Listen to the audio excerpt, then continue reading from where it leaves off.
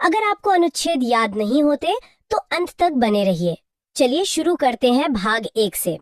तो आज की हमारी चर्चा का विषय है संविधान का भाग 1, संघ और उसका राज्य क्षेत्र। इसमें अनुच्छेद 1 से 4 तक आते हैं। जी बिल्कुल। और इसमें देखिए सबसे जरूरी बात यह है कि संसद को एक विशेष अधिकार है। अच्छा। हाँ, वो ये कि राष्ट्रपति की पूर्व अनुमति पर संसद किसी भी विदेशी राज्य को भारत में मिला सकती है। चलिए तो फिर एक एक करके अनुच्छेदों को देखते हैं। अनुच्छेद 1 क्या कहता है? अनुच्छेद 1 कहता है इंडिया अर्थात भारत राज्यों का संघ है, मतलब यूनियन ऑफ स्टेट्स। राज्यों का संघ। जी। इसके बाद आता है अनुच्छेद 2 जो नए राज्यों के निर्माण से संबंधित है, और अनुच्छेद 3 वो संसद को कुछ खास शक्तियां देता है। क्या शक्तियां हैं वो? देखिए, अनुच्छेद 3 के तहत संसद किसी भी राज्य की मतलब उसकी सीमा में परिवर्तन कर सकती है। ठीक है। उसके क्षेत्र में परिवर्तन कर सकती है और उसके नाम में भी परिवर्तन कर सकती है। अच्छा, और फिर अनुच्छेद 4 उसका क्या महत्व है? अनुच्छेद 4 बहुत जरूरी है। वो ये साफ करता है कि अनुच्छेद 2 और 3 के तहत जो भी संशोधन होगा, हाँ, उसे अनुच्छेद 368 के तहत संविधान संशोधन नहीं माना जाएगा। ये एक बहुत ही महत्वपूर्ण बिंदु है, मतलब इसे साधारण बहुमत से किया जा सकता है। ठीक है, ये तो हुआ भाग 1। अब आगे बढ़ते हैं भाग 2 की ओर, जो नागरिकता यानी सिटीजनशिप से जुड़ा है। जी, इसमें अनुच्छेद 5 से 11 तक आते हैं। तो अनुच्छेद 5 क्या कहता है? अनुच्छेद 5 में संविधान के प्रारंभ से जो नागरिकता दी गई है उसका प्रावधान है। और यहाँ एक बात जानना बहुत जरूरी है। क्या? कि हमारे देश में एकहरी नागरिकता है, सिंगल सिटीजनशिप, और ये हमने ब्रिटेन से लिया है। अच्छा, इसका मतलब हम सिर्फ भारत के नागरिक हैं, किसी राज्य विशेष के नहीं, है ना? एकदम सही। अमेरिका की तरह नहीं, वहाँ तो दोहरी नागरिकता है। और भारत में नागरिकता से संबंधित कोई भी कानून बनाने का अधिकार सिर्फ और सिर्फ संसद के पास है। तो पहला कानून कब बना था? पहली बार कानून बना था 1955 में, जिसे हम नागरिकता अधिनियम 1955 कहते हैं। और नागरिकता का जो पंजीकरण है वो गृह मंत्रालय में होता है। अब बात करते हैं अनुच्छेद 6 की। ये परमिट रूल के बारे में, ये क्या था? हाँ, ये असल में पाकिस्तान से भारत आए लोगों की नागरिकता से जुड़ा है। ये 19 जुलाई 1948 को लागू हुआ था। अच्छा। इसके तहत मतलब ये व्यवस्था थी कि जो लोग संविधान बनने के बाद आएंगे उन्हें नागरिकता नहीं मिलेगी। एक कट ऑफ डेट थी। और अनुच्छेद 7? वो उन लोगों के लिए था जो स्वतंत्रता के बाद भारत से पाकिस्तान चले गए, लेकिन संविधान बनने से पहले लौट आए। उन्हें नागरिकता देने की बात कही गई। ठीक है। अनुच्छेद 8, 9 और 10 तो काफी सीधे लगते हैं। 8 कहता है कि विदेशी भ्रमण या नौकरी करने पर नागरिकता खत्म नहीं होगी। जी। और अनुच्छेद 9 कहता है कि अगर कोई व्यक्ति स्वेच्छा से किसी विदेशी देश की नागरिकता ले लेता है तो उसकी भारत की नागरिकता समाप्त कर दी जाएगी। मतलब एक समय पर एक ही नागरिकता। बिल्कुल। और अनुच्छेद 10 के अनुसार भारतीयों की नागरिकता तब तक बनी रहेगी जब तक कि वो कोई देश विरोधी कार्य ना करें। और आखिर में अनुच्छेद 11 फिर से उसी बात पर जोर देता है। जी, कि नागरिकता संबंधी कानून सिर्फ और सिर्फ संसद ही बनाती है, गृह मंत्रालय इसे लागू करता है। चलिए, तो अब हम संविधान के शायद सबसे महत्वपूर्ण हिस्सों में से एक पर आते हैं, भाग 3, मूल अधिकार, फंडामेंटल राइट्स। हाँ, अनुच्छेद 12 से 35 तक इन्हें भारत का मैग्ना कार्टा भी कहा जाता है। और ये अवधारणा हमने अमेरिका के संविधान से ली है। जी, और ये अधिकार वाद योग्य हैं। इसका मतलब है कि इन्हें संविधान द्वारा संरक्षण प्राप्त है। यानी अगर किसी के मौलिक अधिकारों का हनन होता है तो वो व्यक्ति अनुच्छेद 32 के तहत सीधे सुप्रीम कोर्ट और अनुच्छेद 226 के तहत हाई कोर्ट जा सकता है। ये बहुत बड़ी शक्ति है। अच्छा, मूल संविधान में तो सुना है 7 मौलिक अधिकार थे, पर अब 6 हैं। ये बदलाव कैसे हुआ? बिल्कुल। संपत्ति का अधिकार जो पहले अनुच्छेद 31 में था, उसे 44वें संविधान संशोधन 1978 के द्वारा हटा दिया गया। ओह। अब इसे अनुच्छेद 300 क भाग 12 में रखकर एक विधिक या कानूनी अधिकार बना दिया गया है। उस समय प्रधानमंत्री कौन थे? उस समय प्रधानमंत्री मोरारजी देसाई थे। चलिए अब अनुच्छेदों को क्रम से समझते हैं। अनुच्छेद 12 में क्या है? अनुच्छेद 12 में राज्यों की परिभाषा दी गई है। राज्यों की परिभाषा? मतलब कि ये मौलिक अधिकार किसके खिलाफ मिलते हैं। तो इसमें लोकसभा, राज्यसभा, विधानसभा, Vidhan Parishad, high court, supreme court, यहाँ तक कि LIC, NCERT, SSC जैसी संस्थाएं भी शामिल हैं। अच्छा, और अनुच्छेद 13? अनुच्छेद 13 बहुत ही शक्तिशाली है। ये कहता है कि कोई भी ऐसा कानून, चाहे वो पहले बना हो, अभी हो या भविष्य में बने, अगर वो मौलिक अधिकारों का उल्लंघन करता है तो उसे सुप्रीम कोर्ट द्वारा शून्य यानी कि वॉइड घोषित कर दिया जाएगा। अब आते हैं अधिकारों के पहले समूह पर, समानता का अधिकार, अनुच्छेद 14 से 18। जी, अनुच्छेद 14 में दो बातें हैं। पहली, विधि के समक्ष समानता, ये हमने ब्रिटेन से ली है। और दूसरी, विधि के समान संरक्षण, ये अमेरिका से ली गई है। दोनों में बारीक फर्क है। ठीक है। अनुच्छेद 15 कहता है कि जाति, धर्म, लिंग, वंश और जन्म स्थान के आधार पर किसी भी सार्वजनिक स्थान पर भेदभाव नहीं किया जाएगा। जी, और अनुच्छेद 16 लोक नियोजन यानी सरकारी नौकरियों में अवसर की समानता की बात करता है। इसी के अंतर्गत नियोजन में आरक्षण का प्रावधान भी है। फिर आता है अनुच्छेद 17 जो अस्पृश्यता यानी छुआछूत का अंत करता है। और अनुच्छेद 18 उपाधियों का अंत करता है। लेकिन इसमें एक छूट भी है ना? मास्टर जी या फिर कर्नल, जनरल वगैरह। ठीक है। अगला समूह है स्वतंत्रता का अधिकार, अनुच्छेद 19 से 22। अनुच्छेद 19 तो बहुत ही व्यापक है। बहुत व्यापक है। अनुच्छेद 19 का में विचार और अभिव्यक्ति की स्वतंत्रता दी गई है। इसके कई हिस्से हैं। जैसे पहला, अभिव्यक्ति की स्वतंत्रता। इसमें बोलने की, भाषण देने की, मौन रहने की, मीडिया या प्रेस की और झंडा फहराने की स्वतंत्रता भी शामिल है। अच्छा। फिर है सभा करने की स्वतंत्रता, संगठन बनाने की स्वतंत्रता, देश में कहीं भी घूमने की स्वतंत्रता भी इसी में है। जी हाँ, चारों ओर घूमने की स्वतंत्रता, भारत के किसी भी क्षेत्र में बसने की स्वतंत्रता और कोई भी व्यवसाय करने की स्वतंत्रता। इसमें एक संपत्ति का अधिकार भी था शायद। हाँ, 19वीं में था जो अब निरस्त हो चुका है और कानूनी अधिकार है जैसा हमने पहले बात की। ठीक है। अब अनुच्छेद 20 ये अपराधों के लिए दोष सिद्धि के संबंध में संरक्षण देता है। जी। इसमें 3 प्रकार की स्वतंत्रता है। जी। पहली, एक गलती की एक ही सजा मिलेगी। ठीक है। दूसरी, सजा उस समय के कानून के आधार पर दी जाएगी, न कि पहले या बाद में बने कानून के आधार पर। और तीसरी, ये कि दोषी को स्वयं के खिलाफ गवाही देने के लिए बाध्य नहीं किया जाएगा। ये बहुत महत्वपूर्ण है। बिल्कुल। इसके बाद आता है अनुच्छेद 21 प्राण एवं दैहिक स्वतंत्रता का संरक्षण। इसे जीवन का अधिकार भी कहते हैं। हाँ, और ये बहुत विस्तृत है। इसमें व्यक्तिगत स्वतंत्रता, गरिमा के साथ जीने का अधिकार, निजता यानी प्राइवेसी, विदेश घूमने का अधिकार और यहाँ तक कि सोने की स्वतंत्रता भी शामिल है। सोने की स्वतंत्रता भी? जी, सुप्रीम कोर्ट ने इसकी बहुत व्यापक व्याख्या की है। और यहीं ये भी ध्यान दें कि नेशनल ग्रीन ट्रिब्यूनल यानी एनजीटी का गठन 2010 में हुआ और स्वच्छ पर्यावरण और पेयजल उपलब्ध कराना भी सरकार का दायित्व है। एक और बहुत महत्वपूर्ण अनुच्छेद है 21 का। जी, अनुच्छेद 21 का, इसे 86वें संशोधन 2002 द्वारा जोड़ा गया था। और ये क्या कहता है? यह 6 से 14 वर्ष के सभी बच्चों को निशुल्क और अनिवार्य शिक्षा का अधिकार देता है। ये 1 अप्रैल 2010 से लागू हुआ था। अच्छा, अब आते हैं अनुच्छेद 22 पर जो गिरफ्तारी से संरक्षण देता है। हाँ, इसमें भी 3 प्रकार की स्वतंत्रता दी गई है। पहला, हिरासत में लेने का कारण बताना होगा। ठीक है। दूसरा, 24 घंटे के अंदर इसमें आने जाने का समय नहीं गिना जाएगा, न्यायालय में प्रस्तुत करना होगा।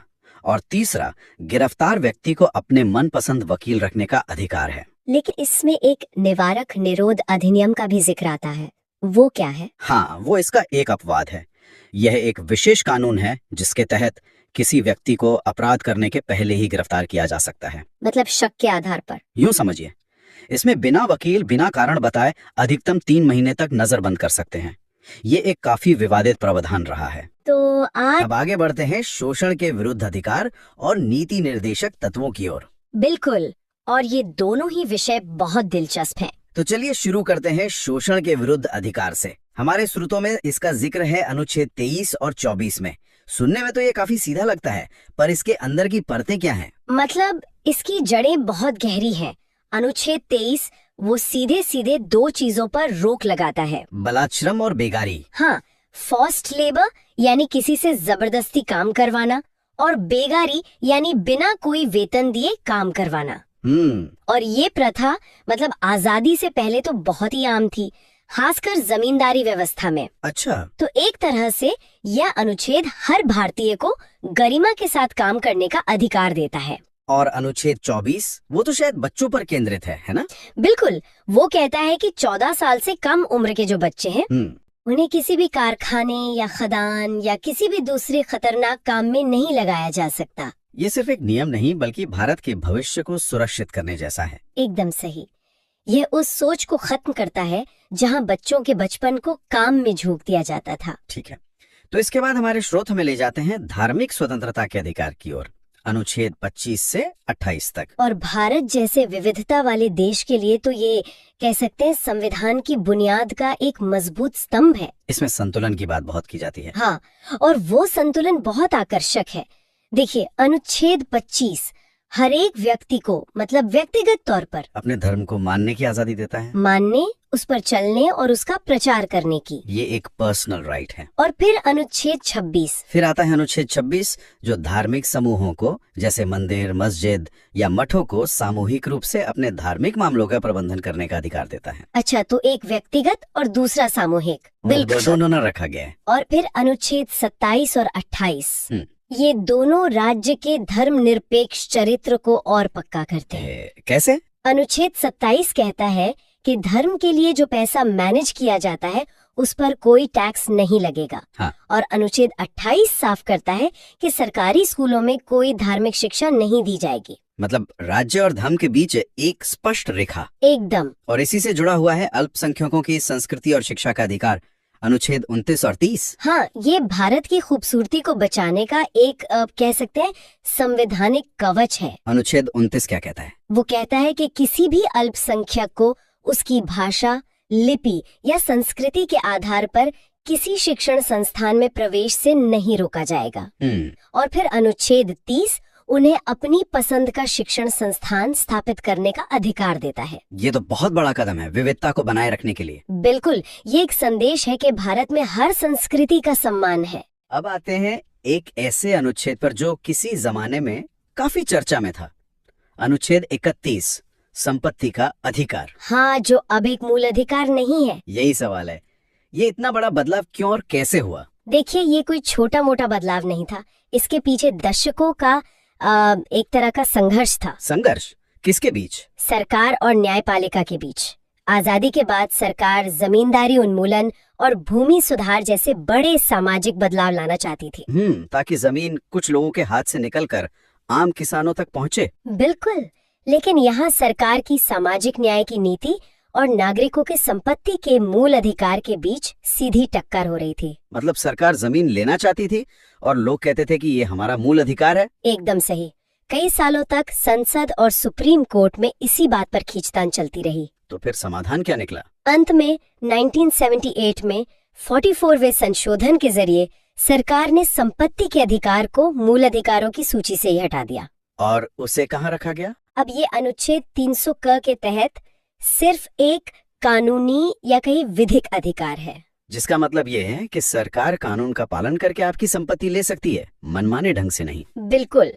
इस एक बदलाव ने भारत के समाजवादी झुकाव को एक तरह से स्पष्ट कर दिया। वाह, ये तो सिर्फ एक अनुच्छेद का हटना नहीं बल्कि एक पूरी राजनीतिक और सामाजिक कहानी है। सही बात है। अब आते हैं उस अनुच्छेद पर जिसे बाबा साहेब आम्बेडकर ने संविधान की आत्मा कहा था, अनुच्छेद 32। ऐसा क्या है इस अनुच्छेद में? ये बहुत ही महत्वपूर्ण सवाल है। इसे ऐसे समझिए, मान लीजिए आपको बहुत सारे अधिकार दे दिए गए, लेकिन अगर उन अधिकारों के उल्लंघन पर आप कहीं शिकायत ही नहीं कर सकते तो उन अधिकारों का क्या मतलब? वो तो बस कागज पर लिखी अच्छी बातें रह जाएंगी। बिल्कुल, अनुच्छेद 32 इसी समस्या का समाधान है। कैसे? ये खुद एक मूल अधिकार है जो कहता है कि अगर आपके किसी भी मूल अधिकार का हनन होता है तो आप सीधे सुप्रीम कोर्ट जा सकते हैं। अच्छा, सीधे सुप्रीम कोर्ट? हाँ, हाई कोर्ट जाने का विकल्प तो अनुच्छेद 226 के तहत है ही। ये अधिकार बाकी सभी अधिकारों को लागू करने की गारंटी देता है। और इसीलिए अंबेडकर ने इसे आत्मा कहा। हाँ, क्योंकि इसके बिना संविधान का शरीर कह सकते हैं बेजान होता। तो एक बार जल्दी से मूल अधिकारों के वर्गीकरण को दोहरा लेते हैं जैसा हमारे स्रोत की टेबल में दिया गया है। हाँ जरूर।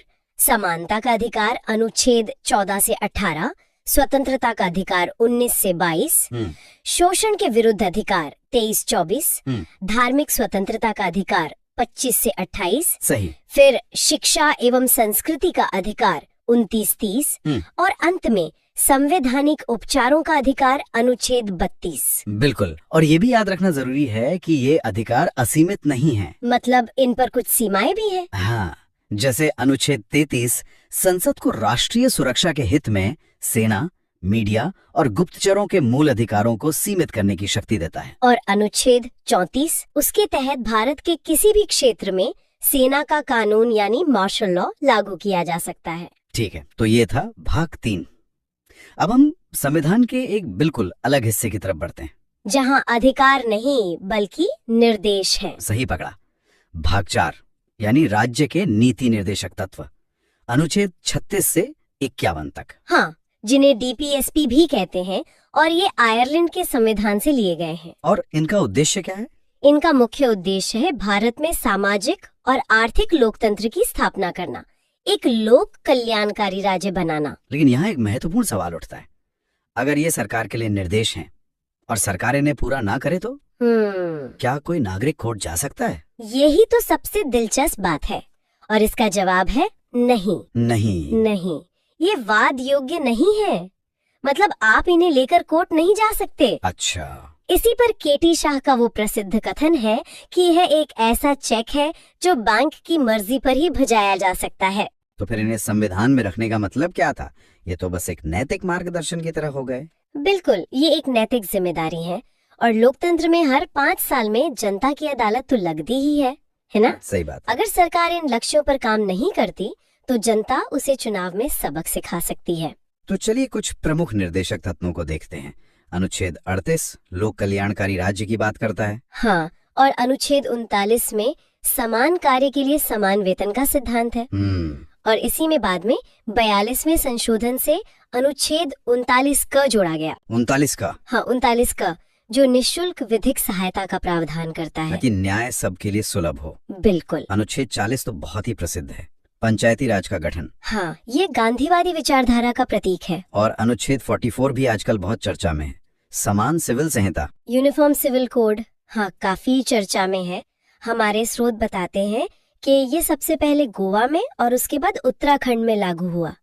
और ये विवादास्पद इसलिए है क्योंकि इसका लक्ष्य है कि शादी, तलाक जैसे मामलों में सभी धर्मों के लिए एक जैसा कानून हो, जिससे इसकी टक्कर धार्मिक स्वतंत्रता के अधिकार से होती है। एकदम। बच्चों की शिक्षा से जुड़ा एक और महत्वपूर्ण अनुच्छेद है 45। हाँ, ये 6 वर्ष से कम आयु के बच्चों के लिए निःशुल्क शिक्षा, पोषाहार और स्वास्थ्य देखभाल का प्रावधान करता है। और भी कई महत्वपूर्ण निर्देश हैं, जैसे अनुच्छेद 47। हाँ, अनुच्छेद 47 पोषाहार स्तर को ऊंचा करने और शराब जैसे नशीले पदार्थों पर रोक की बात करता है। अच्छा, और अनुच्छेद 48? वो कृषि और पशुपालन को बढ़ावा देने के साथ साथ दुधारू पशुओं की हत्या पर रोक की बात करता है। पर्यावरण संरक्षण भी इसमें शामिल है। हाँ, वो बाद में जोड़ा गया। अनुच्छेद 48 क में वन, पर्यावरण और वन्य जीवों के संरक्षण की बात है। और भी हैं? हाँ, अनुच्छेद 49 राष्ट्रीय स्मारकों की सुरक्षा की बात करता है। अनुच्छेद 50 कार्यपालिका और न्यायपालिका के पृथक्करण की, और अनुच्छेद 51 अंतर्राष्ट्रीय शांति को बढ़ावा देने का निर्देश देता है। तो ये थे राज्य के नीति निर्देशक तत्व। अब अंत में आते हैं भाग 4 क पर, मौलिक कर्तव्य, फंडामेंटल ड्यूटीज। एक दिलचस्प बात ये है कि ये मूल संविधान का हिस्सा नहीं थे, इन्हें बाद में जोड़ा गया। हाँ, 1976 में 42वें संशोधन के माध्यम से सरदार स्वर्ण सिंह समिति की सिफारिश पर। और इसका स्रोत रूस था, उस समय का सोवियत संघ। हाँ, तो शुरुआत में कितने कर्तव्य थे? मूल संविधान में तो 0 थे। 1976 में 10 कर्तव्य जोड़े गए। और वर्तमान में कुल 11 हैं। 11वां कर्तव्य जो शिक्षा से संबंधित है, वो 2002 में 86वें संशोधन द्वारा जोड़ा गया। और क्या ये भी राज्य के नीति निर्देशक तत्वों की तरह वाद योग्य नहीं है? बिल्कुल, इन्हें भी न्यायालय द्वारा लागू नहीं कराया जा सकता। इन्हें प्रभावी बनाने के लिए 1993 में JS वर्मा समिति का गठन किया गया था। तो ये एक तरह से नागरिकों के लिए नैतिक दिशा निर्देश है। सही पकड़ा। तो आज की इस चर्चा में हमने मूल अधिकारों को पूरा किया, राज्य के नीति निर्देशक तत्वों को समझा और मौलिक कर्तव्यों पर भी नजर डाली। हाँ, अधिकार, निर्देश और कर्तव्य, इन तीनों के बीच का जो रिश्ता है वो हमने देखा। भाग 5 संघ संविधान का सबसे बड़ा भाग है। यहाँ हम राष्ट्रपति, उपराष्ट्रपति और संसद को ट्रिक्स के साथ देखेंगे। हाँ, और ये भाग अनुच्छेद 52 से 151 तक फैला है। काफी बड़ा है और ये हमारे देश की केंद्रीय सरकार की मतलब पूरी रूपरेखा तय करता है। चलिए इसके पीछे की सोच को समझते हैं। बिल्कुल, आज हम सिर्फ अनुच्छेद नहीं रटेंगे बल्कि उनके पीछे का क्यों भी समझेंगे। और हाँ, कुछ ऐसी ट्रिक्स देखेंगे जो प्रतियोगी परीक्षाओं की तैयारी करने वालों के लिए तो वरदान है ही, पर एक आम नागरिक को भी हमारे देश का ढांचा समझने में मदद करेंगी। एकदम सही। तो सबसे पहले आते हैं भारत के राष्ट्रपति, देश के प्रथम नागरिक।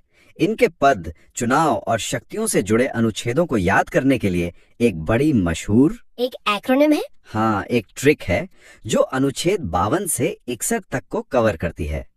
ट्रिक है प का नी को का दू यो द श। ये एक्रोनिम मतलब ये संक्षिप्त नाम बहुत काम का है। चलिए इसे खोलते हैं। प से है अनुच्छेद 52, राष्ट्रपति का पद, मतलब भारत का एक राष्ट्रपति होगा। जी। और का से है अनुच्छेद 53, कार्यपालिका का प्रधान। इसका मतलब है कि संघ की सारी कार्यकारी शक्ति राष्ट्रपति में निहित होगी। हाँ, लेकिन वो नाम मात्र के प्रधान हैं। असली शक्ति प्रधानमंत्री और उनकी मंत्री परिषद के पास होती है। ठीक है, इसके बाद आता है नी से अनुच्छेद 54, राष्ट्रपति का निर्वाचन। और ये एक बहुत दिलचस्प प्रक्रिया है। हाँ, इसमें कौन कौन वोट डालता है? इसमें लोकसभा, राज्यसभा और सभी राज्यों की विधानसभाओं के केवल निर्वाचित सदस्य ही वोट डालते हैं। अच्छा, तो मनोनीत सदस्य नहीं? जी नहीं, मनोनीत सदस्य यानी नॉमिनेटेड मेंबर्स इसमें हिस्सा नहीं लेते। ये सुनिश्चित करता है कि राष्ट्रपति का चुनाव सीधे तौर पर जनता के चुने हुए प्रतिनिधियों द्वारा हो। और चुनाव जीतने के लिए एक खास कोटा होता है ना? हाँ बिल्कुल, यहीं पर ट्रिक का अगला हिस्सा आता है। को से अनुच्छेद 55, निर्वाचन का कोटा। 50% प्लस 1। सही। यह सिर्फ सबसे ज्यादा वोट पाना नहीं है बल्कि कुल डाले गए वोटों का 50% प्लस 1 वोट हासिल करना होता है। इससे राष्ट्रपति की वैधता और मजबूती सुनिश्चित होती है। ठीक है, तो राष्ट्रपति चुन लिए गए, अब उनका कार्यकाल। ट्रिक में अगला का इसी के लिए है, अनुच्छेद 56, कार्यकाल, जो कि 5 वर्ष का होता है। और दू से अनुच्छेद 57, जो कहता है कि कोई भी व्यक्ति दोबारा निर्वाचन के लिए पात्र है। भारत में इस पर कोई सीमा नहीं है। अमेरिका की तरह नहीं, जहाँ कोई 2 बार से ज्यादा राष्ट्रपति नहीं बन सकता। बिल्कुल। अब बात करते हैं योग्यता की। राष्ट्रपति बनने के लिए क्या शर्तें हैं? ये ट्रिक के यो से जुड़ा है। हाँ, यो यानी अनुच्छेद 58, योग्यता। इसमें मुख्य बातें हैं, व्यक्ति भारत का नागरिक हो, 35 वर्ष की आयु पूरी कर चुका हो और लोकसभा का सदस्य बनने की योग्यता रखता हो। और एक और महत्वपूर्ण शर्त है जी, 50 प्रस्तावक और 50 अनुमोदक होने चाहिए। ये इसलिए ताकि केवल गंभीर उम्मीदवार ही चुनाव में खड़े हों। सही बात है। और ट्रिक के आखिर में है द श म। इनका क्या मतलब है? द से है अनुच्छेद 59, दशाएं या शर्तें, जैसे कि वो किसी लाभ के पद पर न हो या पागल या दिवालिया घोषित न हो। और श से अनुच्छेद 60, शपथ, जो उन्हें भारत के मुख्य न्यायाधीश यानी चीफ जस्टिस ऑफ इंडिया दिलवाते हैं। और सबसे महत्वपूर्ण म से अनुच्छेद 61, महाभियोग, इम्पीचमेंट। हाँ, इम्पीचमेंट। महाभियोग को एक बहुत जटिल प्रक्रिया कहा जाता है, ऐसा क्यों है? यह प्रक्रिया इतनी जटिल इसलिए बनाई गई है ताकि देश के सर्वोच्च पद को किसी राजनीतिक कारण से आसानी से अस्थिर न किया जा सके। राष्ट्रपति को हटाने के लिए संसद के दोनों सदनों में 2/3 जैसे भारी बहुमत की जरूरत होती है, जो हासिल करना बहुत मुश्किल है। बहुत मुश्किल। और अंत में एक और अनुच्छेद है 62, जो कहता है कि राष्ट्रपति का पद खाली होने पर 6 महीने के अंदर चुनाव कराना अनिवार्य है। तो ये तो हुई राष्ट्रपति की बात। अब आते हैं उपराष्ट्रपति पर। इनके लिए भी कोई ट्रिक है? हाँ, एक छोटी और सीधी ट्रिक है, उसरा निकास। उसरा निकास। जी, यह अनुच्छेद 63 से 69 तक के लिए है। उ से अनुच्छेद 63, उपराष्ट्रपति का पद। स से अनुच्छेद 64, जो कहता है कि उपराष्ट्रपति राज्यसभा का पदेन सभापति होगा। असल में यही उनका मुख्य काम है। और रा से है अनुच्छेद 65। इसका मतलब है कि अगर राष्ट्रपति का पद किसी कारण से खाली हो तो उपराष्ट्रपति एक कार्यवाहक राष्ट्रपति के तौर पर काम करेंगे। यहाँ मुझे एक सवाल पूछना है, उपराष्ट्रपति के चुनाव में कौन वोट देता है? क्या ये राष्ट्रपति चुनाव जैसा ही है? यह एक बहुत अच्छा सवाल है और यही एक बड़ा अंतर है। ट्रिक में नी से है अनुच्छेद 66 निर्वाचन। अच्छा, इसमें लोकसभा और राज्यसभा के सभी सदस्य यानी निर्वाचित और मनोनीत दोनों भाग लेते हैं। विधानसभा के सदस्य इसमें वोट नहीं करते। इसके पीछे कोई तर्क है? हाँ, तर्क यह है कि चूंकि उपराष्ट्रपति का मुख्य काम राज्यसभा की अध्यक्षता करना है, इसलिए केंद्रीय विधायिका के सदस्य ही उन्हें चुनते हैं। ये तो बहुत तार्किक बात हुई। ट्रिक में आगे का और सा है। का से अनुच्छेद 67 कार्यकाल जो 5 वर्ष का होता है और स से 2 अनुच्छेद जुड़े हैं। अनुच्छेद 68 जो चुनाव का सही समय तय करता है और अनुच्छेद 69 जो उनकी शपथ से जुड़ा है, जो उन्हें राष्ट्रपति दिलवाते हैं। जी। तो हमने कार्यपालिका के शीर्ष 2 पदों को समझ लिया, लेकिन ये अकेले काम नहीं करते। इन्हें सलाह कौन देता है और इनके फैसलों को लागू कौन करता है? बिल्कुल, यहीं पर प्रधानमंत्री और उनकी मंत्रिपरिषद की भूमिका आती है। लेकिन उस पर आने से पहले एक बहुत ही दिलचस्प पैटर्न देखते हैं जो हमारे संविधान की आत्मा को दिखाता है। अच्छा, अनुच्छेद 72 ये राष्ट्रपति को क्षमादान की शक्ति देता है। हाँ, ये तो हमने कई बार खबरों में सुना है। मतलब वो मौत की सजा तक को माफ कर सकते हैं।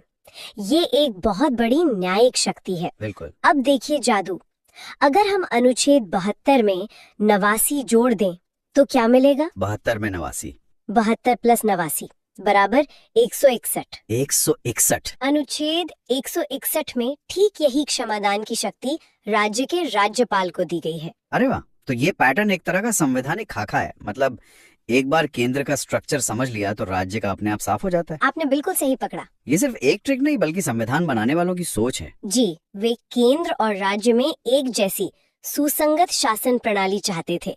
ये हमारे संघीय ढांचे की नींव है, जिसे हम इस बातचीत में बार बार देखेंगे। जैसे अनुच्छेद 74 कहता है कि राष्ट्रपति को सलाह देने के लिए एक मंत्री परिषद होगी जिसके मुखिया प्राइम मिनिस्टर होंगे। अब आप अंदाजा लगाइए। ठीक है, तो अनुच्छेद 74 अगर मैं इसमें 89 जोड़ूं, 74 प्लस 89 बराबर 163। तो अनुच्छेद 163 में राज्यों के लिए ऐसा ही कुछ होगा। एकदम सही। अनुच्छेद 163 में राज्यपाल को सलाह देने के लिए राज्य की मंत्री परिषद का प्रावधान है। यही पैटर्न अनुच्छेद 75 पर भी लागू होता है। मंत्रियों की नियुक्ति से जुड़ा। हाँ। 75 प्लस 89 बराबर 164 जो राज्यपाल द्वारा राज्य के मंत्रियों की नियुक्ति की बात करता है। कमाल है। इसी कड़ी में एक और महत्वपूर्ण पद आता है महान्यायवादी यानी अटॉर्नी जनरल का। हाँ, अनुच्छेद 76 ये देश के सबसे बड़े कानून अधिकारी होते हैं जो सरकार को कानूनी मामलों पर सलाह देते हैं। इनकी नियुक्ति राष्ट्रपति करते हैं। जी, और ये राष्ट्रपति के प्रसाद पर्यंत ही अपने पद पर रहते हैं। मतलब इनका कोई निश्चित कार्यकाल नहीं होता। मैंने सुना है कि इनके पास एक अनोखी शक्ति होती है।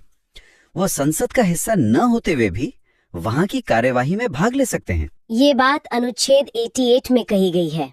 ये थोड़ा अजीब है ना? अजीब लगता है, लेकिन इसका उद्देश्य ये है कि जब भी संसद में किसी कानूनी या तकनीकी बिल पर चर्चा हो तो सरकार का पक्ष रखने के लिए देश का सबसे बड़ा कानूनी दिमाग वहाँ मौजूद हो। मतलब वे बोल सकते हैं, बहस में हिस्सा ले सकते हैं। जी, लेकिन वोट नहीं कर सकते क्योंकि वे जनता के चुने हुए प्रतिनिधि नहीं हैं। और मैं शर्त लगा सकता हूँ कि यहाँ भी प्लस 89 वाला पैटर्न काम करता होगा। आपकी शर्त आप जीत गए। 76 प्लस 89 बराबर 165।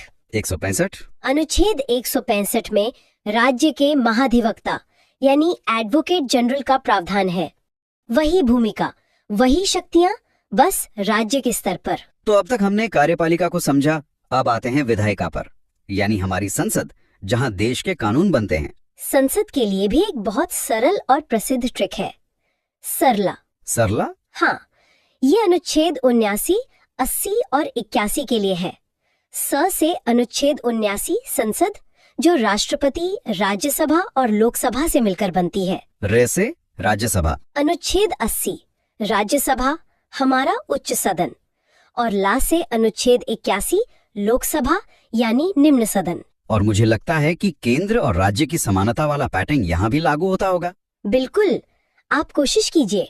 अनुच्छेद 79 में 89 जोड़कर देखिए। ठीक है, 79 प्लस 89 बराबर 168। ये राज्य के विधानमंडल का अनुच्छेद होगा। सही। और अनुच्छेद 80 यानी राज्यसभा में 89 जोड़ें तो 80 + 89 बराबर 169। ये विधान परिषद के बारे में होगा शायद। बहुत बढ़िया। और आखिरी अनुच्छेद 81 लोकसभा में 89 जोड़ने पर मिलता है 81 + 89 बराबर 170। जो विधानसभा के गठन की बात करता है। जी, ये पैटर्न कितना सुंदर और तार्किक है। तो संसद बन गई। अब ये काम कैसे करती है? सत्तर कौन बुलाता है? ये शक्ति अनुच्छेद 85 के तहत राष्ट्रपति के पास है। वही संसद का सत्र बुलाते हैं, सत्रावसान करते हैं और प्रधानमंत्री की सलाह पर लोकसभा को भंग भी कर सकते हैं। लेकिन सदन की कार्यवाही शुरू करने के लिए एक न्यूनतम उपस्थिति जरूरी है। हाँ, जिसे कोरम कहते हैं। कोरम, सही। अनुच्छेद 100 में गणपूर्ति या कोरम का जिक्र है। ये वैसा ही है जैसे किसी क्लास को शुरू करने के लिए कम से कम कुछ छात्रों का होना जरूरी है, ताकि कुछ गिने चुने सदस्य ही मिलकर देश के लिए कोई बड़ा फैसला ना ले लें। बिल्कुल। ये संख्या कुल सदस्यों का 110 होती है। मतलब लोकसभा के लिए लगभग 55 और राज्यसभा के लिए 25 सदस्य। ठीक है, तो संसद का सत्र शुरू हो गया, कोरम भी पूरा है। अब कानून कैसे बनता है? मान लीजिए किसी बिल पर लोकसभा और राज्यसभा में सहमति नहीं बन पा रही, तब क्या होता है? ऐसी स्थिति के लिए संविधान में एक रास्ता है। अनुच्छेद 108 संयुक्त अधिवेशन, जॉइंट सेशन। जी, राष्ट्रपति दोनों सदनों की एक साथ बैठक बुलाते हैं, जिसकी अध्यक्षता लोकसभा के स्पीकर करते हैं। क्योंकि लोकसभा में सदस्य संख्या ज्यादा है, तो आमतौर पर फैसला उसी के पक्ष में जाता है। सही। और मैंने धन विधेयक यानी मनी बिल के बारे में भी सुना है, जिसे लेकर राज्यसभा की शक्तियां बहुत सीमित है। हाँ, अनुच्छेद 110 धन विधेयक को परिभाषित करता है। ये सरकार के खर्चों और टैक्स से जुड़ा होता है। इसे केवल लोकसभा में ही पेश किया जा सकता है। और राज्यसभा इसे सिर्फ 14 दिनों तक रोक सकती है। पास हो जाता है तो वो राष्ट्रपति के पास जाता है। उनके पास क्या विकल्प होते हैं? अनुच्छेद 111 राष्ट्रपति को किसी विधेयक पर अनुमति देने की शक्ति देता है, जिसे हम वीटो पावर भी कहते हैं। वे बिल को मंजूरी दे सकते हैं, उसे रोक सकते हैं या फिर पुनर्विचार के लिए संसद को वापस भेज सकते हैं। और यहाँ भी हमारा +89 का नियम काम करता है। 111 + 89 बराबर 200। अनुच्छेद 200 राज्यपाल को राज्य के विधेयकों पर अनुमति देने की शक्ति देता है। अब बात करते हैं बजट की। मजेदार बात यह है कि हमारे संविधान में बजट शब्द है ही नहीं। ये सच है। अनुच्छेद 112 में इसे वार्षिक वित्तीय विवरण या एनुअल फाइनेंशियल स्टेटमेंट कहा गया है। ये सरकार की साल भर की आमदनी और खर्चों का लेखा जोखा होता है। यहाँ पैटर्न में कोई बदलाव है? हाँ, एक छोटा सा बदलाव है। राज्य के बजट के लिए हम 89 की जगह 90 जोड़ते हैं। अच्छा। 112 + 90 बराबर 202, जो राज्य के बजट का प्रावधान करता है। और इस पूरी चर्चा के अंत में एक बहुत शक्तिशाली अनुच्छेद आता है, 123, राष्ट्रपति की अध्यादेश जारी करने की शक्ति। ये क्या है? अध्यादेश या ऑर्डिनेंस एक तरह का अस्थायी कानून होता है। अस्थायी? हाँ, ये तब इस्तेमाल होता है जब संसद सत्र में न हो और किसी कानून की तत्काल जरूरत पड़ जाए, तो राष्ट्रपति मंत्रिपरिषद की सलाह पर एक अध्यादेश जारी कर सकते हैं, जिसकी शक्ति संसद के कानून के बराबर होती है। इसे याद रखने की भी कोई ट्रिक है? हाँ, एक बहुत मजेदार ट्रिक है। अनुच्छेद है 123। अगर हम इसके अंकों की जगह बदल दें, मतलब 2 को पहले ले आए, तो ये बन जाता है 213। और अनुच्छेद 213 में राज्यपाल की अध्यादेश जारी करने की शक्ति है। तो हमने भाग 5 के एक बड़े हिस्से को कवर किया, राष्ट्रपति से लेकर संसद की शक्तियों तक, और इन आसान ट्रिक्स और पैटर्न के साथ जो इन्हें समझने में वाकई मदद करते हैं। हम देखेंगे सुप्रीम कोर्ट, सीएजी और फिर चलेंगे राज्यों की तरफ। यहाँ राज्यपाल और हाई कोर्ट के लिए बहुत शानदार ट्रिक्स हैं। चलिए तो इस चर्चा को शुरू करते हैं। हम सबसे पहले देश की सर्वोच्च न्यायपालिका यानी कि सुप्रीम कोर्ट, उससे जुड़े महत्वपूर्ण अनुच्छेदों को समझेंगे। और इसमें एक बहुत दिलचस्प ट्रिक भी है जो सुप्रीम कोर्ट और हाई कोर्ट के गठन के अनुच्छेद को याद रखने में मदद करेगी, जो अक्सर एग्जाम्स में पूछा जाता है। बिल्कुल, ये अनुच्छेद सिर्फ नंबर नहीं है, ये हमारे लोकतंत्र की, आप कह सकते हैं, नींव के पत्थर है। और इन्हें समझना खासकर कम्पिटिटिव एग्जाम्स के लिहाज से बहुत जरूरी है। हम कोशिश करेंगे कि सिर्फ क्या है ये ना बताएं, बल्कि ये क्यों है इस पर भी थोड़ी बात करें। तो चलिए इसे खोल कर देखते हैं। शुरुआत करते हैं अनुच्छेद 124 से। ये सुप्रीम कोर्ट की स्थापना और गठन के बारे में है। एक तरह से ये सुप्रीम कोर्ट का जन्म प्रमाण पत्र है।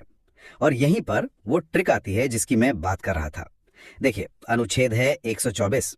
अगर हम इसके अंकों को थोड़ा फेरबदल करें तो 124 से बनता है 214 और अनुच्छेद 214 राज्यों के लिए हाई कोर्ट के गठन से संबंधित है। मतलब एक अनुच्छेद याद किया तो दूसरा मुफ्त में याद हो गया। ये तो याद रखने का एक बहुत ही शानदार तरीका है और ये दिखाता है कि संविधान बनाने वालों ने भी एक तार्किक संरचना का पालन किया है। केंद्र और राज्य की संस्थाओं में अक्सर ऐसी समानताएं देखने को मिल ही जाती हैं। अच्छा, स्थापना के बाद आता है अनुच्छेद 125 जिसमें जजों के वेतन के बारे में बताया गया है। ये सुनने में तो बड़ा सीधा साधा लगता है, पर क्या इसके पीछे भी कोई गहरा मतलब है? मतलब सिर्फ एक तथ्य के तौर पर याद रखना काफी है या इसमें कोई कॉन्सेप्ट छुपा है? ये बहुत अच्छा सवाल है। ये सिर्फ सैलरी की बात नहीं है, ये असल में न्यायपालिका की स्वतंत्रता की गारंटी है। अच्छा, असल बात यह है कि जजों का वेतन भारत की संचित निधि या कंसोलिडेटेड फंड ऑफ इंडिया पर चार्ज्ड होता है। इसका मतलब है कि संसद इस पर बहस तो कर सकती है, लेकिन इसे कम करने के लिए वोट नहीं कर सकती। ये एक तरह की वित्तीय सुरक्षा है ताकि कोई भी सरकार किसी फैसले से नाराज होकर जजों का वेतन काटने की धमकी ना दे सके। अरे वाह, मतलब ये एक फायरवॉल की तरह काम करता है। ये तो सच में एक बहुत महत्वपूर्ण इंसाइट है। अब अगले दो अनुच्छेद हैं 126 और 127 जो कार्यकारी मुख्य न्यायाधीश और एडॉक न्यायाधीशों की नियुक्ति से जुड़े हैं। ये तो मतलब प्रक्रियात्मक लगते हैं। हाँ, ये ऑपरेशनल अनुच्छेद है। एडहॉक यानी तदर्थ न्यायाधीशों की नियुक्ति तब की जाती है जब सुप्रीम कोर्ट में किसी केस को सुनने के लिए जजों का कोरम पूरा नहीं हो रहा हो। ये बस ये सुनिश्चित करता है कि न्याय का काम रुके नहीं। चलिए अब एक असली पावर हाउस अनुच्छेद पर आते हैं। अनुच्छेद 129। हाँ, अनुच्छेद 129 जो कहता है कि सुप्रीम कोर्ट एक अभिलेख न्यायालय यानी कोर्ट ऑफ रिकॉर्ड होगा। ये सुनने में बहुत टेक्निकल लगता है, इसका आम भाषा में क्या मतलब है? इसे एक मिसाल से समझते हैं। मान लीजिए भी सुप्रीम कोर्ट ने किसी एक केस में कोई फैसला दिया, तो वो फैसला सिर्फ उस केस के लिए नहीं है, वो पूरे देश के लिए एक नजीर या प्रेसिडेंट बन जाता है। मतलब देश की बाकी सभी अदालतें, हाई कोर्ट, डिस्ट्रिक्ट कोर्ट, भविष्य में वैसे ही मामलों में उसी फैसले को मानने के लिए बाध्य है। वो उस फैसले को एक नियम की किताब की तरह इस्तेमाल करते हैं। कोर्ट ऑफ रिकॉर्ड होने का यही सबसे बड़ा मतलब है। यानी सुप्रीम कोर्ट सिर्फ केस नहीं सुलझाता, वो कानून को स्थापित भी करता है। और इसी अनुच्छेद से कोर्ट को अपनी अवमानना यानी कंटेम्प्ट ऑफ कोर्ट के लिए सजा देने की शक्ति भी मिलती है ना? बिल्कुल। अगर कोई कोर्ट के फैसले की जानबूझकर अवहेलना करता है तो कोर्ट उसे सजा दे सकता है। यह शक्ति कोर्ट की गरिमा और उसके फैसलों का सम्मान सुनिश्चित करने के लिए जरूरी है। इसके बाद कुछ और प्रमुख अनुच्छेद हैं, जैसे अनुच्छेद 130 जो सुप्रीम कोर्ट के स्थान, जो आमतौर पर दिल्ली है, उसकी बात करता है, और अनुच्छेद 131 जो इसकी प्रारंभिक या मूल अधिकारिता के बारे में है। ये मूल अधिकारिता क्या है? ओरिजिनल जुरिस्डिक्शन या मूल अधिकारिता का मतलब है कि कुछ खास तरह के मामले ऐसे होते हैं जिनकी सुनवाई सीधे सुप्रीम कोर्ट में ही शुरू हो सकती है, किसी निचली अदालत में नहीं। जैसे केंद्र सरकार और एक या एक से ज्यादा राज्यों के बीच कोई विवाद हो, या फिर दो या दो से ज्यादा राज्यों के बीच आपस में कोई टकराव हो। ये मामले इतने बड़े और संवेदनशील होते हैं कि उन्हें सुलझाने का अधिकार सिर्फ देश की सर्वोच्च अदालत को ही दिया गया है। समझ गया। अब आते हैं संविधान के एक और बेहद शक्तिशाली प्रावधान पर, अनुच्छेद 137 न्यायिक पुनरावलोकन यानी जुडिशियल रिव्यू की शक्ति। ये तो लोकतंत्र का सेफ्टी वाल्व है। Safety valve? हाँ, जुडिशियल रिव्यू का मतलब है कि सुप्रीम कोर्ट संसद द्वारा बनाए गए किसी भी कानून या सरकार द्वारा जारी किए गए किसी भी आदेश की समीक्षा कर सकता है, और अगर कोर्ट को लगता है कि वो कानून या आदेश संविधान के किसी प्रावधान का उल्लंघन कर रहा है तो वो उसे असंवैधानिक घोषित करके रद्द कर सकता है। ये शक्ति सुनिश्चित करती है कि विधायिका और कार्यपालिका अपनी सीमाओं में रहें। और अनुच्छेद 139 भी रिट निकालने की शक्ति से ही जुड़ा है। हाँ, लेकिन इसमें एक न्यूआंस है। अनुच्छेद 32 के तहत सुप्रीम कोर्ट सिर्फ मौलिक अधिकारों के हनन पर रिट जारी कर सकता है, लेकिन अनुच्छेद 139 संसद को ये शक्ति देता है कि वो कानून बनाकर सुप्रीम कोर्ट को मौलिक अधिकारों के अलावा अन्य मामलों में भी रिट जारी करने का अधिकार दे सके। अच्छा, और आखिर में सुप्रीम कोर्ट से जुड़े दो और अनुच्छेद जो हमेशा याद रखने चाहिए। एक तो है अनुच्छेद 141 जो कहता है कि सुप्रीम कोर्ट का कानून देश की सभी अदालतों पर बाध्यकारी है, और दूसरा अनुच्छेद 143 जिसके तहत राष्ट्रपति सुप्रीम कोर्ट से सलाह ले सकते हैं। इस पर अक्सर सवाल बनता है कि क्या ये सलाह राष्ट्रपति के लिए मानना जरूरी है? नहीं, बिल्कुल नहीं। राष्ट्रपति सलाह मांग तो सकते हैं, लेकिन उस सलाह को मानने के लिए वो बाध्य नहीं है। और इसी तरह सुप्रीम कोर्ट भी सलाह देने के लिए बाध्य नहीं है। हालांकि आमतौर पर वो सलाह देता है, ये एक सलाहकारी अधिकारिता है, बाध्यकारी नहीं। तो ये थी सुप्रीम कोर्ट की कहानी, जो सिर्फ एक अदालत नहीं बल्कि संविधान की संरक्षक है। अब उस संस्था की ओर बढ़ते हैं जो देश के खजाने के संरक्षक है। मेरा मतलब है कंट्रोलर एंड ऑडिटर जनरल, यानी भारत का नियंत्रक एवं महालेखा परीक्षक। जी, कंट्रोलर एंड ऑडिटर जनरल को पब्लिक पर्स का वॉच डॉग भी कहा जाता है। इनका काम ये देखना है कि सरकार ने जो पैसा संसद से मंजूर करवाया वो सही तरीके से सही जगह पर खर्च हुआ भी या नहीं। इससे जुड़े 3 प्रमुख अनुच्छेद हैं। अनुच्छेद 148 में कंट्रोलर एंड ऑडिटर जनरल के पद की बात की गई है और अनुच्छेद 149 उनकी शक्तियों और कर्तव्यों को बताता है। इनकी सबसे बड़ी शक्ति क्या है? इनकी सबसे बड़ी शक्ति है इनका दायरा। कंट्रोलर एंड ऑडिटर जनरल सिर्फ केंद्र सरकार ही नहीं बल्कि सभी राज्य सरकारों और सरकारी कंपनियों के खातों की भी जांच करता है। ये एक बहुत बड़ी जिम्मेदारी है और इस काम को बिना किसी डर या दबाव के करने के लिए उन्हें कार्यकाल की सुरक्षा दी गई है। उन्हें हटाना उतना ही मुश्किल है जितना सुप्रीम कोर्ट की जज को हटाना। तो ये अपनी रिपोर्ट किसे देते हैं? अनुच्छेद 151 इसी बारे में है ना? जी। अनुच्छेद 151 के अनुसार कंट्रोलर एंड ऑडिटर जनरल केंद्र सरकार से जुड़ी अपनी ऑडिट रिपोर्ट राष्ट्रपति को सौंपते हैं और राष्ट्रपति उसे संसद के दोनों सदनों के पटल पर रखवाते हैं। इसी तरह राज्यों से जुड़ी रिपोर्ट उस राज्य के राज्यपाल को दी जाती है जो उसे राज्य विधानमंडल में रखवाते हैं। और यहीं से असली कहानी शुरू होती है। हम अक्सर अखबारों में पढ़ते हैं कि कंट्रोलर एंड ऑडिटर जनरल की रिपोर्ट से कोई घोटाला सामने आया और संसद में हंगामा हो गया। तो क्या कंट्रोलर एंड ऑडिटर जनरल किसी को सजा दे सकता है? नहीं, कंट्रोलर एंड ऑडिटर जनरल का काम सजा देना नहीं है। वो एक ऑडिटर है, प्रोसिक्यूटर नहीं। लेकिन उनकी रिपोर्ट बहुत शक्तिशाली होती है। जब वो रिपोर्ट संसद की पब्लिक अकाउंट्स कमेटी यानी लोक लेखा समिति के पास जाती है तो वो सरकारी अधिकारियों से सवाल जवाब करती है, मीडिया में बहस होती है और सरकार पर राजनीतिक दबाव बनता है। तो कंट्रोलर एंड ऑडिटर जनरल की असली ताकत उनकी रिपोर्ट की प्रामाणिकता और उसके द्वारा पैदा की जाने वाली जवाबदेही में है। बहुत बढ़िया। तो केंद्र की इन 2 बड़ी संस्थाओं के बाद अब हम संविधान के भाग 6 में प्रवेश करते हैं जो राज्यों से संबंधित है। यह अनुच्छेद 152 से 237 तक फैला है। अनुच्छेद 152 में राज्य की परिभाषा दी गई है और अब आता है वो हिस्सा जहां एक शानदार ट्रिक हमारा काम आसान कर देगी। ये राज्यपाल से संबंधित अनुच्छेदों के लिए है, 153 से 159 तक। ये ट्रिक कॉम्पिटिटिव एग्जाम की तैयारी करने वालों के बीच बहुत लोकप्रिय है। ट्रिक है रकानी का यस। मैं इसे बहुत धीरे और स्पष्ट रूप से बोलता हूँ, रा का नी का य स। चलिए अब इस कोड को डिकोड करते हैं। अनुच्छेद 153 में रा से है राज्यपाल का पद। अनुच्छेद 154 में का से है कार्यपालिका शक्ति। इसका मतलब है कि राज्य की सारी एग्जीक्यूटिव पावर राज्यपाल में निहित होगी। बिल्कुल, लेकिन यहाँ एक लेकिन है। राज्यपाल राज्य का नाम मात्र यानी नॉमिनल हेड होता है। वास्तविक शक्तियां तो मुख्यमंत्री की अध्यक्षता वाली मंत्री परिषद के पास होती हैं, ठीक वैसे ही जैसे केंद्र में राष्ट्रपति और प्रधानमंत्री के बीच होता है। 56 में अगले का से है कार्यकाल, जो टेक्निकली राष्ट्रपति के प्रसाद पर्यंत यानी प्लेजर ऑफ द प्रेसिडेंट होता है। फिर अनुच्छेद 157 में य से है योग्यता और अनुच्छेद 158 में स से है सेवा की शर्तें। ये ट्रिक तो बिल्कुल सटीक बैठती है। और इस क्रम के ठीक बाद आता है अनुच्छेद 159 जो शपथ या ओथ से संबंधित है। राज्यपाल को शपथ उस राज्य के हाई कोर्ट के मुख्य न्यायाधीश दिलाते हैं। तो रकानी का यस और उसके ठीक बाद शपथ, ये पूरा क्रम याद रखने में बहुत मदद करता है। बिल्कुल। अब राज्यपाल से जुड़े कुछ और महत्वपूर्ण अनुच्छेद देखते हैं। अनुच्छेद 161 में राज्यपाल की क्षमादान शक्ति है। ये राष्ट्रपति की क्षमादान शक्ति से कैसे अलग है? मुख्य अंतर ये है कि राज्यपाल मृत्यु दंड यानी डेथ सेंटेंस को पूरी तरह माफ नहीं कर सकता। वो उसे सस्पेंड या कम्यूट कर सकता है लेकिन पार्डन नहीं कर सकता। ये शक्ति सिर्फ राष्ट्रपति के पास है। अच्छा, अब राज्य की कार्यपालिका में आगे बढ़ते हैं। अनुच्छेद 163 में मंत्री परिषद है जिसके प्रमुख चीफ मिनिस्टर होते हैं। अनुच्छेद 164 कहता है कि चीफ मिनिस्टर की नियुक्ति राज्यपाल करेंगे।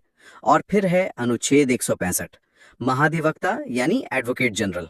एडवोकेट जनरल राज्य सरकार का सर्वोच्च विधि अधिकारी होता है, ठीक उसी तरह जैसे अटॉर्नी जनरल केंद्र सरकार का होता है। इनका काम राज्य सरकार को कानूनी सलाह देना और कोर्ट में उनका पक्ष रखना है। चलिए अब राज्य की विधायिका की बात करते हैं। अनुच्छेद 168 में विधानमंडल का प्रावधान है। फिर आता है अनुच्छेद 169 जो विधान परिषद के सृजन या समाप्ति से संबंधित है। ये प्रक्रिया काफी दिलचस्प है। हाँ, ये बहुत यूनिक है। किसी राज्य में विधान परिषद बनानी है या खत्म करनी है, इसका प्रस्ताव पहले उस राज्य की विधानसभा को विशेष बहुमत से पारित करना होता है। फिर वो प्रस्ताव संसद के पास जाता है और अगर संसद उसे साधारण बहुमत से पास कर दे तब जाकर विधान परिषद बनती या खत्म होती है। तो अंतिम शक्ति संसद के हाथ में है। इसके बाद अनुच्छेद 170 विधानसभा की संरचना और 171 विधान परिषद की संरचना के बारे में है। और आगे बढ़े तो अनुच्छेद 178 विधानसभा के अध्यक्ष और उपाध्यक्ष की बात करता है और 182 विधान परिषद के सभापति और उपसभापति की। और राज्य स्तर पर 2 और अनुच्छेद जो सीधे राष्ट्रपति और संसद वाले अनुच्छेदों से जुड़े हैं। एक है अनुच्छेद 202 राज्य का वार्षिक बजट और दूसरा है अनुच्छेद 213 राज्यपाल की अध्यादेश यानी ऑर्डिनेंस जारी करने की शक्ति। यहाँ भी एक पैटर्न है। राष्ट्रपति की अध्यादेश शक्ति अनुच्छेद 123 में है और राज्यपाल की 213 में। देखिए 1 2 3 से बनता है 2 1 3। अंकों का वही खेल। ये छोटी छोटी ट्रिक्स कॉन्सेप्ट्स को जोड़ने में बहुत मदद करती हैं। ये तो कमाल का कनेक्शन है। और अब आते हैं राज्य की न्यायपालिका पर।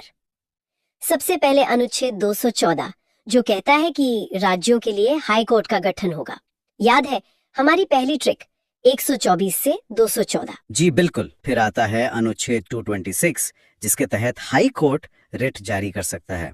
ये नागरिकों के मौलिक अधिकारों की रक्षा के लिए एक बहुत शक्तिशाली उपकरण है। और अंत में अनुच्छेद 233 जो जिला कोर्ट यानी डिस्ट्रिक्ट कोर्ट की स्थापना से संबंधित है। यहाँ एक बात अक्सर पूछी जाती है कि सुप्रीम कोर्ट यानी अनुच्छेद 32 और हाई कोर्ट अनुच्छेद 226 इनकी रिट शक्तियों में क्या फर्क है। तो बात यह है कि मौलिक अधिकारों के मामले में दोनों रिट जारी कर सकते हैं, लेकिन हाई कोर्ट का रिट क्षेत्राधिकार कुछ मामलों में सुप्रीम कोर्ट से भी व्यापक है। वो मौलिक अधिकारों के अलावा अन्य कानूनी अधिकारों अदर लीगल राइट्स के हनन पर भी रिट जारी कर सकता है। तो शुरू करते हैं भाग 7 से, जो एक तरह की ऐतिहासिक पहेली है। ये अब संविधान का हिस्सा ही नहीं है। सही कहा।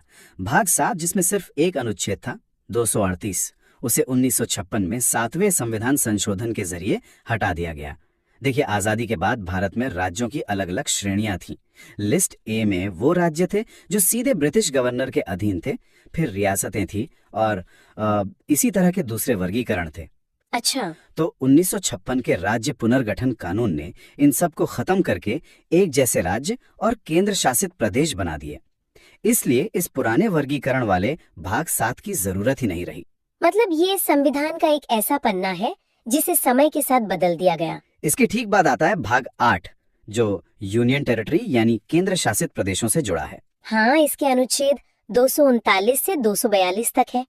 ये अनुच्छेद इन प्रदेशों के प्रशासन की पूरी रूपरेखा तैयार करते हैं कि उनका शासन राष्ट्रपति द्वारा नियुक्त प्रशासक के जरिए कैसे चलेगा और संसद उनके लिए कानून कैसे बना सकती है। ए और 9B इन्हें स्थानीय स्वशासन की नींव कहा जाता है। ये सिर्फ एक कानूनी बदलाव नहीं था, ये सत्ता के विकेंद्रीकरण का एक बहुत बड़ा प्रयोग था। सोचिए, इससे पहले दिल्ली या राज्यों के राजधानियों में बैठे लोग गांव की सड़क के नाली के लिए फैसले लेते थे। जी, इन संशोधनों ने फैसला लेने की ताकत सीधे गांव और शहर के लोगों के हाथ में दे दी। तो सबसे पहले भाग 9 की बात करते हैं जो जी। पंचायतों से जुड़ा है। जी, भाग 9 को 73वें संविधान संशोधन 1993 द्वारा जोड़ा गया।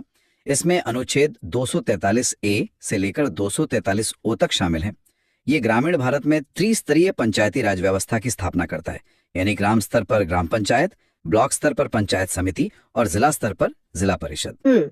इसने न केवल स्थानीय शासन को संवैधानिक दर्जा दिया, बल्कि महिलाओं और SC/ST समुदायों के लिए आरक्षण सुनिश्चित करके सामाजिक न्याय की दिशा में भी एक बड़ा कदम उठाया। और फिर शहरों के लिए भी इसी तर्ज पर एक व्यवस्था बनाई गई।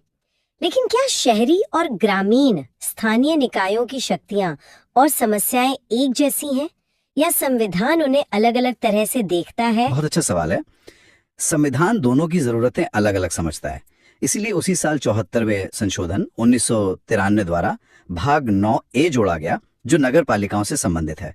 इसमें अनुच्छेद 243 पी से लेकर 243 जी तक हैं। अच्छा। शहरों की समस्याएं अलग होती हैं, जैसे शहरी नियोजन, पानी की सप्लाई, कूड़ा प्रबंधन। ये संशोधन इन समस्याओं से निपटने के लिए नगर निगम, नगर पालिका परिषदों जैसे निकायों को शक्तियां और जिम्मेदारियां देता है। तो मतलब ढांचा एक जैसा है लेकिन काम का स्वरूप अलग है। बिल्कुल। और इसी कड़ी में सबसे नया है भाग 9B, जो सहकारिता यानी कोऑपरेटिव सोसाइटीज के बारे में। हाँ, इसे 97वें संशोधन 2011 में जोड़ा गया। इसका उद्देश्य देश भर में सहकारी समितियों को मजबूत करना था। ये समितियां अर्थव्यवस्था का एक महत्वपूर्ण हिस्सा हैं, खासकर कृषि और बैंकिंग क्षेत्र में।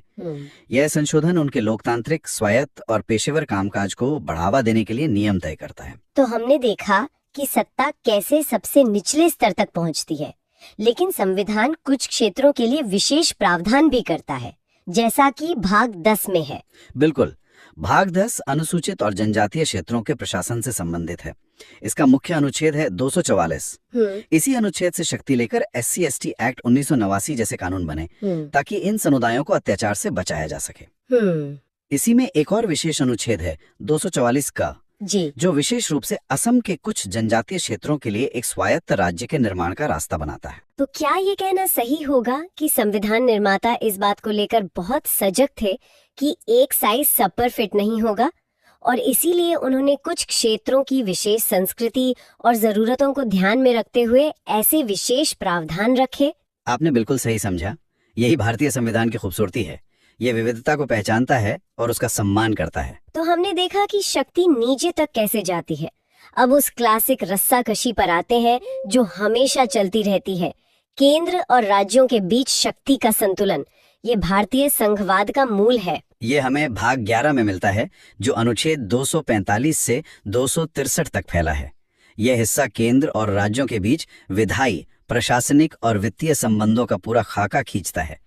यह तय करता है कि कौन किस विषय पर कानून बना सकता है। इसी में अनुच्छेद 249 बहुत दिलचस्प है, जहां केंद्र राज्य सूची के विषय पर भी कानून बना सकता है। ये तो संघीय ढांचे के मूल सिद्धांत के थोड़ा खिलाफ नहीं लगता? हाँ, पहली नजर में ऐसा लग सकता है, लेकिन संविधान ने इसके लिए एक बहुत मजबूत शर्त रखी है। ऐसा तभी हो सकता है जब राज्यसभा, जो कि राज्यों का सदन है, अपने उपस्थित और मतदान करने वाले सदस्यों के 2/3 बहुमत से ये संकल्प पारित करे कि ऐसा करना राष्ट्रीय हित में जरूरी है। अच्छा, तो ये एक तरह का सेफ्टी वॉल्व है। बिल्कुल, ताकि केंद्र मनमाने ढंग से राज्यों के अधिकार क्षेत्र में दखल न दे। और ये कानून हमेशा के लिए नहीं होता, एक बार में सिर्फ 1 साल के लिए लागू होता है। हाँ, शर्त तो है, लेकिन आलोचक कहते हैं कि राष्ट्रीय हित एक बहुत व्यापक शब्द है जिसका केंद्र दुरुपयोग कर सकता है।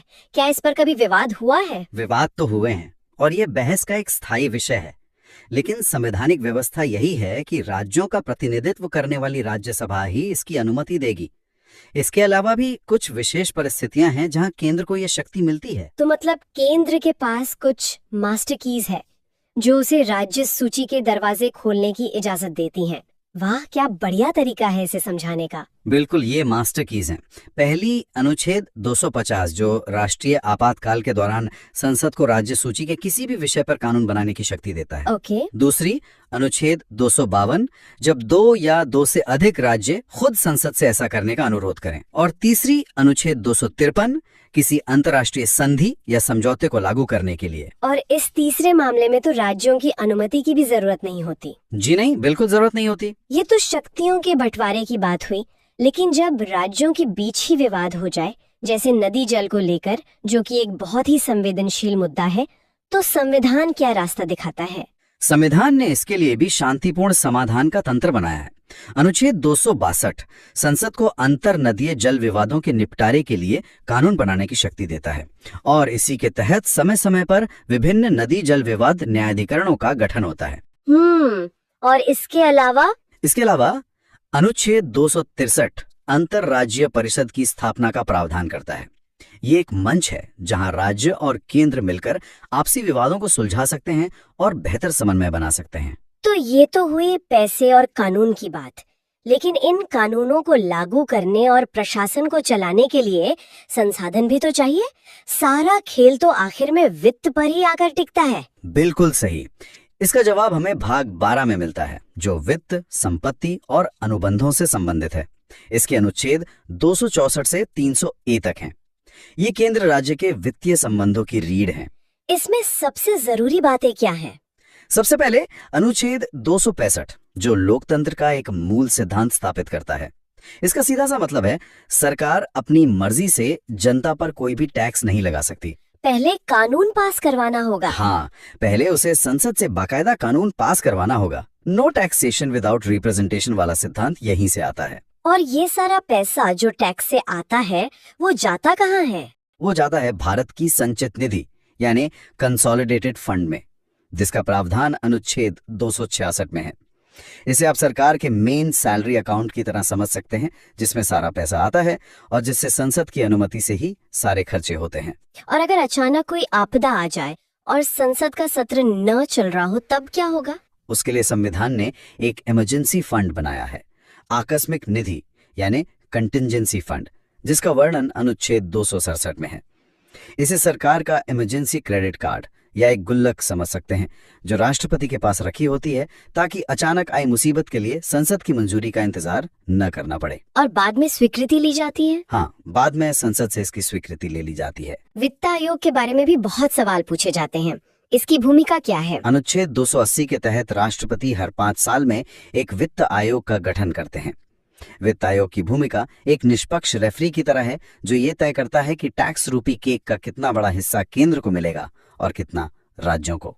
ये सिर्फ बंटवारे की सिफारिश नहीं करता, बल्कि ये भी बताता है कि राज्यों को सहायता कैसे दी जाए। इसकी सिफारिशें भारत के राजकोषीय संघवाद की नींव हैं। और संपत्ति का अधिकार, जो कभी मौलिक अधिकार था, उसका क्या हुआ? उसे 44वें संविधान संशोधन 1978 द्वारा मौलिक अधिकारों की सूची से हटाकर भाग 12 में ही अनुच्छेद 300 क के तहत एक कानूनी अधिकार बना दिया गया। अच्छा, तो अब ये एक कानूनी अधिकार है। जी। इसका मतलब ये है कि सरकार कानून की प्रक्रिया का पालन किए बिना किसी को उसकी संपत्ति से वंचित नहीं कर सकती। लेकिन अब ये मौलिक अधिकार नहीं है जिसके उल्लंघन पर आप सीधे सुप्रीम कोर्ट जा सकें।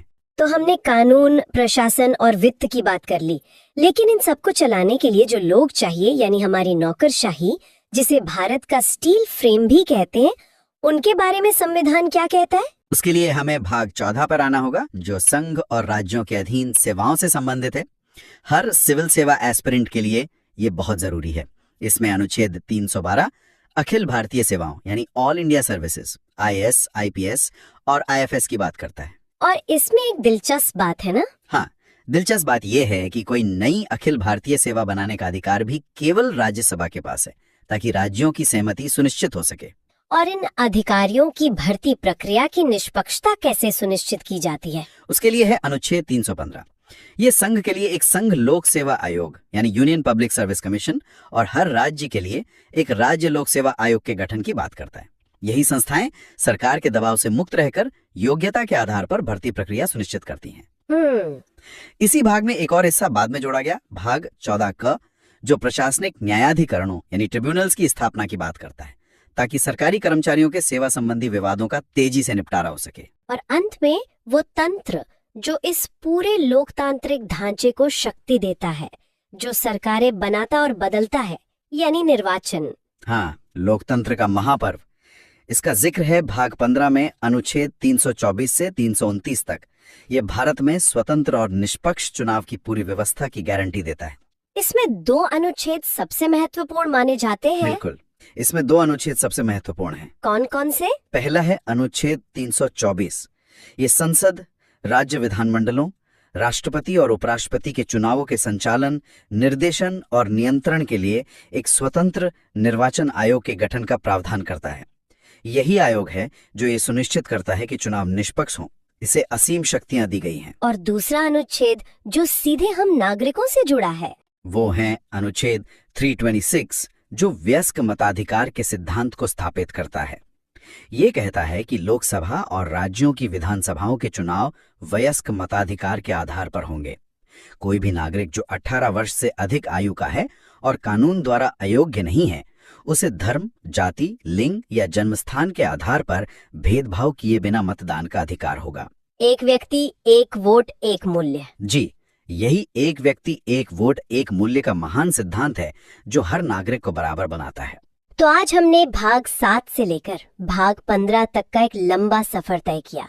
हमने देखा कि कैसे संविधान ने भाग 16 जो कुछ वर्गों के लिए विशेष उपबंधों की बात करता है, तो भाग 16 का जिक्र आते ही सबसे पहले आरक्षण शब्द दिमाग में आता है। हमारे संविधान निर्माताओं ने राजनीतिक प्रतिनिधित्व सुनिश्चित करने के लिए क्या व्यवस्था की? उन्होंने इसकी नींव बहुत मजबूती से रखी है। अनुच्छेद 330 सीधे लोकसभा में सीटों के आरक्षण की बात करता है। इसके तहत अनुसूचित जातियों यानी एससी के लिए 84 और अनुसूचित जनजातियों एसटी के लिए 47 सीटें आरक्षित की गई हैं। और ये आंकड़े जनसंख्या के अनुपात पर आधारित हैं, है ना? बिल्कुल, और समय समय पर बदलते भी हैं। इसी तरह अनुच्छेद 332 राज्यों की विधानसभाओं में एससी और एसटी समुदायों के लिए सीटें आरक्षित करता है। और एक एंग्लो इंडियन समुदाय का भी तो प्रावधान था जिसे लेकर हाल ही में काफी चर्चा हुई थी। हाँ था। ये एक बेहतरीन सवाल है कि ये था ही क्यों? हाँ, मतलब आजादी के वक्त इस समुदाय के लिए ये खास प्रावधान रखे ही क्यों गए थे? देखिए, आजादी के समय एंग्लो इंडियन समुदाय बहुत छोटा था और चुनाव जीतकर सदन में आना उनके लिए लगभग नामुमकिन था। तो संविधान निर्माताओं को लगा कि उनकी आवाज संसद और विधानसभाओं में सुनी जानी चाहिए। तो उन्होंने मनोनयन का रास्ता चुना। जी, अनुच्छेद 331 के तहत राष्ट्रपति लोकसभा में 2 सदस्य और अनुच्छेद 333 के तहत राज्यपाल विधानसभा में 1 सदस्य मनोनीत कर सकते थे। तो फिर इतने सालों बाद इन्हें हटाने के पीछे क्या सोच थी? क्या ये अप्रासंगिक हो गए थे? कह सकते हैं।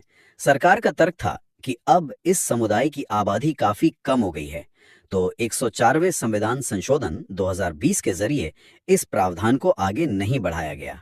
अच्छा, तो ये 104वां संशोधन था। हाँ, और इसी संशोधन ने एक और महत्वपूर्ण काम किया।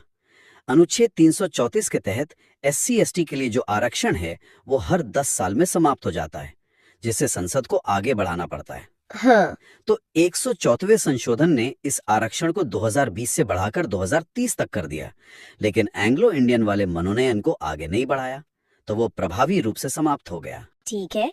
तो सीटों में आरक्षण तो दे दिया, लेकिन अगर किसी के साथ भेदभाव हो रहा हो या उनके अधिकारों का हनन हो रहा हो तो वो शिकायत लेकर कहाँ जाए?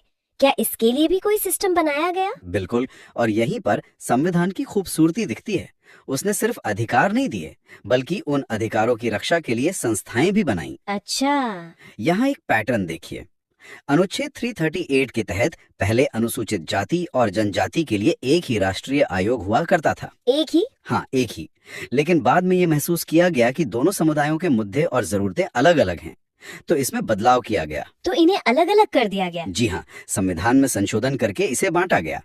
आज की स्थिति ये है कि अनुच्छेद 338 राष्ट्रीय अनुसूचित जाति आयोग मतलब एससी कमीशन की बात करता है। ठीक है। फिर अनुच्छेद 338 का राष्ट्रीय अनुसूचित जनजाति आयोग यानी एसटी कमीशन का प्रावधान करता है। और ओबीसी के लिए भी है ना? हाँ, फिर 2018 में एक और संशोधन के जरिए अनुच्छेद 338 ख जोड़कर राष्ट्रीय अन्य पिछड़ा वर्ग आयोग मतलब अदर बैकवर्ड क्लास कमीशन को भी संवैधानिक दर्जा दे दिया गया। एक मिनट, यहाँ एक और पिछड़ा वर्ग आयोग का भी तो जिक्र आता है अनुच्छेद 340 में। इन दोनों में क्या फर्क है? ये एक बहुत बारीक लेकिन महत्वपूर्ण अंतर है और यहाँ से सवाल बनते हैं। अनुच्छेद 338 ख वाला ओबीसी आयोग एक संवैधानिक निकाय है। संवैधानिक निकाय। जबकि अनुच्छेद 340 राष्ट्रपति को पिछड़े वर्गों की दशा की जांच के लिए एक आयोग नियुक्त करने की शक्ति देता है, जैसे काका कालेलकर या मंडल आयोग बने थे। ये आयोग वैधानिक निकाय होते हैं। संवैधानिक और वैधानिक, आमतौर पर लोग इन शब्दों को एक दूसरे की जगह इस्तेमाल कर लेते हैं। इसका असल मतलब क्या है? और ये फर्क बहुत बड़ा है। संवैधानिक का मतलब है कि उस संस्था की नींव खुद संविधान में है। उसे हटाना या उसकी शक्तियों को कम करना लगभग नामुमकिन है, क्योंकि उसके लिए संविधान संशोधन करना पड़ेगा। अच्छा। जबकि वैधानिक का मतलब है कि उसे संसद ने एक साधारण कानून बनाकर बनाया है, जिसे बदलना या खत्म करना तुलनात्मक रूप से बहुत आसान होता है। समझ गए। और इनकी सिफारिशें भी बाध्यकारी नहीं होती? बिल्कुल। अनुच्छेद 340 के तहत बने आयोग की सिफारिशें सरकार पर बाध्यकारी नहीं होती, वो सिर्फ सलाहकारी होती हैं। ठीक है। तो भाग 16 का अंत कैसे होता है? किसी जाति को एससी या एसटी की सूची में डालने या निकालने का अंतिम अधिकार किसके पास है? ये अधिकार सिर्फ और सिर्फ भारत के राष्ट्रपति के पास है। अनुच्छेद 341 राष्ट्रपति को किसी भी जाति को अनुसूचित जाति घोषित करने की शक्ति देता है और अनुच्छेद 342 यही शक्ति अनुसूचित जनजाति के संदर्भ में देता है। तो समाज के कुछ वर्गों को राजनीतिक प्रतिनिधित्व और संस्थागत सुरक्षा देने के बाद संविधान निर्माताओं के सामने अगली बड़ी चुनौती क्या थी? अगली चुनौती थी संवाद की। इतने बड़े विविध देश में जहां हजारों बोलियां और भाषाएं हैं, वहां सरकार काम किस भाषा में करेगी? देश को जोड़ने वाली भाषा कौन सी होगी? हाँ, ये तो बहुत बड़ा सवाल रहा होगा। और यहीं से शुरू होता है भाग 17 यानी राजभाषा पर चली लंबी और भावनात्मक बहस का नतीजा। और इस बहस का नतीजा क्या निकला? हिंदी को लेकर अक्सर ये भ्रम रहता है कि यह हमारी राष्ट्रभाषा है। संविधान इस पर क्या कहता है? संविधान इस पर बिल्कुल स्पष्ट है। अनुच्छेद 343 कहता है संघ की राजभाषा हिंदी और लिपि देवनागरी होगी। राजभाषा राष्ट्रभाषा नहीं। यही ध्यान देने वाला शब्द है। राजभाषा यानी ऑफिशियल लैंग्वेज, राष्ट्रभाषा यानी नेशनल लैंग्वेज नहीं। हमारे देश की कोई एक राष्ट्रभाषा नहीं है। अच्छा। हिंदी को राजभाषा का दर्जा संविधान सभा ने 14 सितंबर 1949 को दिया था। इसीलिए हम हर साल 14 सितंबर को राष्ट्रीय हिंदी दिवस मनाते हैं। और एक विश्व हिंदी दिवस भी तो होता है जिसको लेकर अक्सर लोग कंफ्यूज हो जाते हैं। सही पकड़ा। विश्व हिंदी दिवस 10 जनवरी को मनाया जाता है। इसका संबंध पहले विश्व हिंदी सम्मेलन से है जो 10 जनवरी 1975 को नागपुर में हुआ था। तो राष्ट्रीय हिंदी दिवस 14 सितंबर और विश्व हिंदी दिवस 10 जनवरी। बिल्कुल। तो क्या संविधान ने सिर्फ केंद्र की भाषा तय की या राज्यों के लिए भी कोई व्यवस्था है? और उन लोगों का क्या जिनकी भाषा हिंदी नहीं है? संविधान ने इस विविधता का पूरा सम्मान किया। अनुच्छेद 345 राज्यों को अपनी एक या एक से अधिक राजभाषा चुनने का अधिकार देता है। इसीलिए आप देखती हैं कि पंजाब में पंजाबी, तमिलनाडु में तमिल और पश्चिम बंगाल में बंगाली आधिकारिक कामकाज की भाषा है। इससे भी आगे जाकर अनुच्छेद 350 का एक बहुत ही प्रगतिशील बात कहता है। ये कहता है कि भाषाई अल्पसंख्यकों को प्राथमिक स्तर पर शिक्षा उनकी अपनी मातृभाषा में देने का पूरा प्रयास किया जाना चाहिए। ये तो सच में बहुत गहरी सोच है। और हिंदी के विकास के लिए भी कोई निर्देश है? हाँ, अनुच्छेद 351 केंद्र सरकार को ये जिम्मेदारी देता है कि वो हिंदी भाषा के विकास और प्रसार के लिए काम करे। साथ ही अनुच्छेद 344 में एक राजभाषा आयोग के गठन का भी प्रावधान है। तो सामाजिक और भाषाई चुनौतियों से निपटने के बाद अब हम एक बहुत ही गंभीर विषय पर आते हैं। तब क्या हो जब देश पर ही कोई संकट आ जाए, युद्ध, विद्रोह या कोई आर्थिक तबाही? बिल्कुल। अब हम बात कर रहे हैं भाग 18 की, यानी आपातकालीन प्रावधानों की। ये वो सेफ्टी वॉल्व है जो संविधान निर्माताओं ने देश को असाधारण परिस्थितियों से बचाने के लिए बनाया था। और इसकी प्रेरणा जर्मनी के संविधान से ली गई है ना? जी हाँ, जर्मनी के वाइमर संविधान से। इसमें 3 तरह के आपातकाल की चर्चा है। कौन कौन से हैं ये 3? पहला और सबसे गंभीर है अनुच्छेद 352 के तहत राष्ट्रीय आपातकाल। ये तब लगता है जब युद्ध, बाहरी आक्रमण या सशस्त्र विद्रोह से देश की सुरक्षा को खतरा हो। ये अब तक 3 बार लगा है। हाँ, अब तक देश में 3 बार लगाया गया है। 1962 में चीन युद्ध के समय, 1971 में पाकिस्तान युद्ध के समय और 1975 में। 1975 वाला आपातकाल तो आंतरिक अशांति के आधार पर लगा था, जो काफी विवादास्पद था। एकदम सही। और उसी विवाद के कारण बाद में 44वें संविधान संशोधन के जरिए आंतरिक अशांति जैसे अस्पष्ट शब्द को हटाकर उसकी जगह सशस्त्र विद्रोह यानी आर्म्ड रिबेलियन शब्द डाल दिया गया, ताकि इसका दुरुपयोग ना हो सके। बिल्कुल। और दूसरा आपातकाल? दूसरा है अनुच्छेद 356, जिसे हम आम भाषा में राष्ट्रपति शासन कहते हैं। ये तब लगाया जाता है जब किसी राज्य का संवैधानिक तंत्र विफल हो जाए। इसे राजकीय आपात भी कहते हैं। लेकिन राष्ट्रपति शासन का तो बहुत ज्यादा राजनीतिक दुरुपयोग होने के भी आरोप लगते रहे हैं। हाँ, लगते रहे, जबकि संविधान निर्माताओं ने इसे एक डेड लेटर यानी मृत पत्र की तरह देखा था, जिसका इस्तेमाल शायद ही कभी हो, लेकिन हकीकत में इसका बहुत इस्तेमाल हुआ है। और इसके दुरुपयोग की क्षमता को एक और अनुच्छेद बढ़ा देता है जो भाग 19 में छिपा है। भाग 19? वो तो प्रकीर्ण यानी मिसलेनियस विषयों पर है। उसका आपातकाल से क्या लेना देना? यही तो संविधान की परतों को खोलने का मजा है। भाग 19 का अनुच्छेद 365 कहता है कि अगर कोई राज्य केंद्र सरकार द्वारा दिए गए दिशा निर्देशों का पालन करने में असफल रहता है तो राष्ट्रपति यह मान सकते हैं कि उस राज्य में संवैधानिक तंत्र विफल हो गया है। 1 मिनट, लेकिन ये तो बहुत खतरनाक लग रहा है।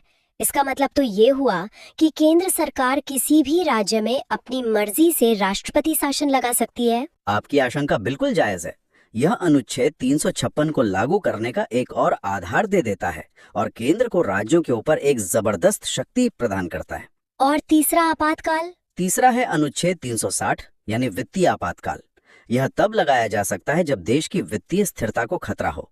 सौभाग्य से भारत में आज तक इसे लगाने की नौबत नहीं आई है। तो हमने देखा कि संविधान संकट से कैसे निपटता है, लेकिन समय के साथ समाज बदलता है, जरूरतें बदलती हैं। क्या संविधान में खुद को बदलने की कोई व्यवस्था है? और यही चीज हमारे संविधान को एक जीवंत दस्तावेज बनाती है। इसका जवाब है भाग 20 का इकलौता और शायद सबसे शक्तिशाली अनुच्छेदों में से एक अनुच्छेद 368। अच्छा, यही अनुच्छेद संसद को संविधान में संशोधन करने की प्रक्रिया और शक्ति दोनों देता है। पर क्या ये शक्ति असीमित है? क्या संसद पूरे संविधान को बदल सकती है? नहीं, यहीं पर न्यायपालिका की भूमिका आती है। प्रसिद्ध केशवानंद भारती मामले में सुप्रीम कोर्ट ने मूल संरचना यानी बेसिक स्ट्रक्चर का सिद्धांत दिया, जिसका मतलब है कि संसद संविधान के मूल ढांचे को नहीं बदल सकती। बिल्कुल, जैसे लोकतंत्र, धर्मनिरपेक्षता, शक्तियों का बंटवारा, इन सबको नहीं बदला जा सकता। चलिए अब हम भाग 21 पर आते हैं, जिसमें कुछ अस्थायी और विशेष प्रावधान है। इसमें अनुच्छेद 371 है, जिसकी सूची याद करना हमेशा से एक चुनौती रही है। हाँ, रही है। लेकिन ये विशेष प्रावधान कुछ राज्यों को दिए ही क्यों गए हैं? ये सूची सिर्फ याद करने के लिए नहीं है, ये भारत की विविधता की कहानी बताती है। हर राज्य की अपनी खास ऐतिहासिक, सांस्कृतिक या भौगोलिक वजह थी। जैसे अनुच्छेद 371A नागालैंड के लिए है, ये उनके पारंपरिक कानूनों और भूमि अधिकारों की रक्षा के लिए था। अच्छा, तो हर अक्षर के पीछे एक पूरी कहानी है। बिल्कुल। तो इस सूची को याद रखने का कोई आसान तरीका है? आसान तो नहीं, पर एक क्रम है जिसे दोहराना पड़ता है। इसे ऐसे देख सकते हैं। बताइए। बिना किसी अक्षर के अनुच्छेद 371 महाराष्ट्र और गुजरात के विकास बोर्डों की बात करता है। ठीक है, महाराष्ट्र, गुजरात। फिर अक्षर शुरू होते हैं। ए से नागालैंड, बी से असम, सी से मणिपुर। ए नागालैंड, बी असम, सी मणिपुर। हाँ, डी और ई दोनों आंध्र प्रदेश से जुड़े हैं, खासतौर पर वहाँ की यूनिवर्सिटी को लेकर। डी और ई आंध्र प्रदेश। एफ से सिक्किम, ये बहुत महत्वपूर्ण है। जी से मिजोरम, एच से अरुणाचल प्रदेश, आई से गोवा और अंत में जे से कर्नाटक। वाह, ये क्रम तो याद रखना पड़ेगा। हाँ, मैंने तो इसे एक कहानी बनाकर याद किया था, पर वो थोड़ी लंबी हो जाएगी। तो अब हम संविधान के बिल्कुल अंत में आ गए हैं। भाग 22। इस महान दस्तावेज का समापन कैसे होता है? इसका समापन भाषणों से नहीं, बल्कि कुछ अंतिम औपचारिकताओं से होता है जो दस्तावेज को पूरा करती हैं। अनुच्छेद 393 इस दस्तावेज का संक्षिप्त नाम बताता है, भारत का संविधान, द कॉन्स्टिट्यूशन ऑफ इंडिया। जी। और इसके लागू होने की तारीख? वो अनुच्छेद 394 में बताई गई है, 26 जनवरी 1950। ठीक है। हालांकि ये जानना दिलचस्प है कि नागरिकता, चुनाव जैसे कुछ जरूरी अनुच्छेद 26 नवंबर 1949 को ही लागू कर दिए गए थे। मजे की बात है, हमारा संविधान मूल रूप से तो सिर्फ अंग्रेजी में लिखा गया था। इसके हिंदी संस्करण का क्या हुआ? बहुत अच्छा पॉइंट है। सालों बाद 1987 में 58 संशोधन के जरिए अनुच्छेद 394 क जोड़ा गया, जो संविधान के हिंदी में प्राधिकृत पाठ यानी ऑथराइज्ड टेक्स्ट का प्रावधान करता है। मतलब अपने ही देश के संविधान का आधिकारिक हिंदी रूप आने में 37 साल लग गए। हाँ, कह सकते हैं। तो जैसे ही ये नया संविधान लागू हुआ, जो पुराने कानून थे जो ब्रिटिश काल से चले आ रहे थे, उनका क्या हुआ? उसके लिए है हमारा अंतिम अनुच्छेद 395। ये एक तरह से पुराने युग का अंत और नए युग की शुरुआत की घोषणा करता है। अच्छा। ये स्पष्ट करता है कि भारत के संविधान के लागू होते ही भारत सरकार अधिनियम 1935 और भारतीय स्वतंत्रता अधिनियम 1947 जैसे सभी पुराने अधिनियम रद्द हो गए, रिपील हो गए, और इसी के साथ भारत पूरी तरह से एक नए संप्रभु, गणतांत्रिक और संवैधानिक युग में प्रवेश कर गया। बिल्कुल। तो अनुच्छेद 1 से लेकर 395 तक इन सभी अनुच्छेदों के साथ हमने भारतीय संविधान की अपनी यात्रा पूरी की। ये एक शानदार सफर था जिसमें हमने संविधान की हर बारीकी को समझने की कोशिश की। बिल्कुल। हमने देखा कि कैसे हमारा संविधान सिर्फ नियमों की किताब नहीं, बल्कि एक राष्ट्र के सपनों, आकांक्षाओं और चुनौतियों का प्रतिबिंब है। तो इस पूरी यात्रा के अंत में हमारे श्रोताओं के लिए आज का विचारणीय प्रश्न क्या है? आज जब हमने अनुच्छेद 368 यानी संविधान संशोधन की प्रक्रिया को देखा, तो ये एक गहरा प्रश्न उठाता है। संविधान की मूल संरचना की अवधारणा जिससे न्यायालय ने विकसित किया है, क्या वो संसद की संशोधन की शक्ति पर एक जरूरी नियंत्रण है ताकि संविधान की आत्मा बची है, या फिर ये जनता द्वारा चुनी हुई विधायिका के अधिकार क्षेत्र में एक न्यायिक अतिक्रमण है? इस पर सोचिएगा।